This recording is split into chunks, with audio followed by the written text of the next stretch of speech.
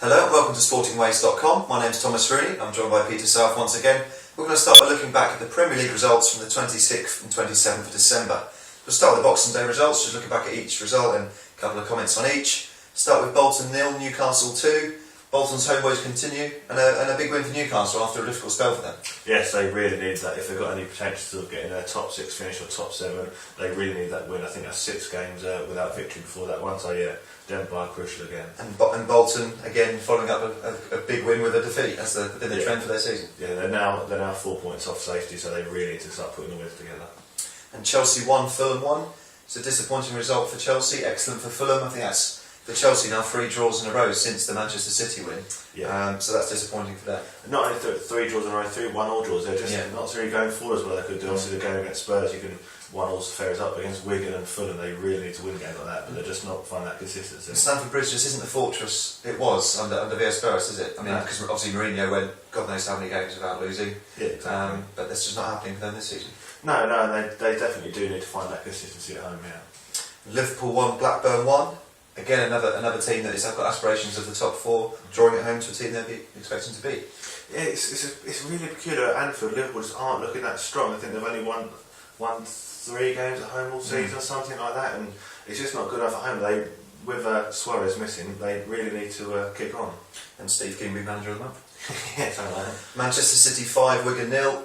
The trend for Manchester United in December has been goals, and that continued against Wigan, who probably run out of steam after getting a couple of good results against Chelsea and Liverpool. Yes, certainly. I think it was. I mean, we always said that Manchester United had some really decent results coming, and they fight, even though they've got such a long injury list, they were just too much for Wigan. Although the sending off was crucial in the end. And credit to the likes of Berbatov coming in and getting some goals. Getting the goals, yeah.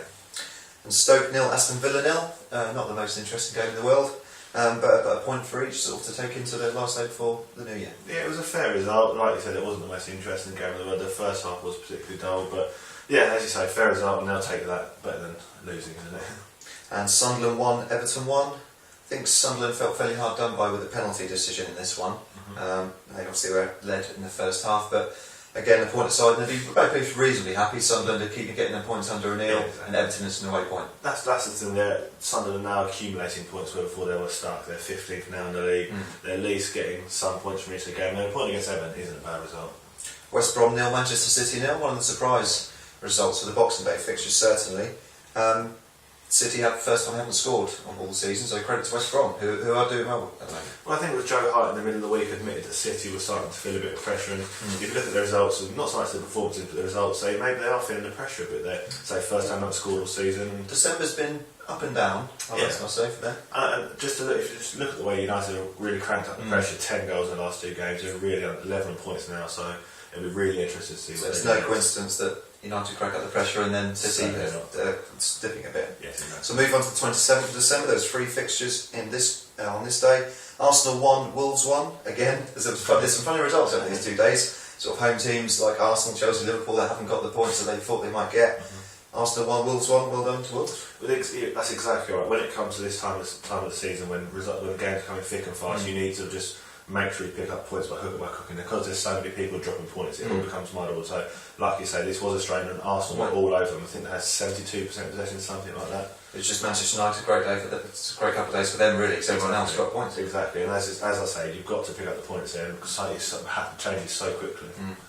And I would like to bypass this one, but it's Norwich 0, Tottenham 2. Very deserved win for Spurs, I would say, even as a Norwich fan.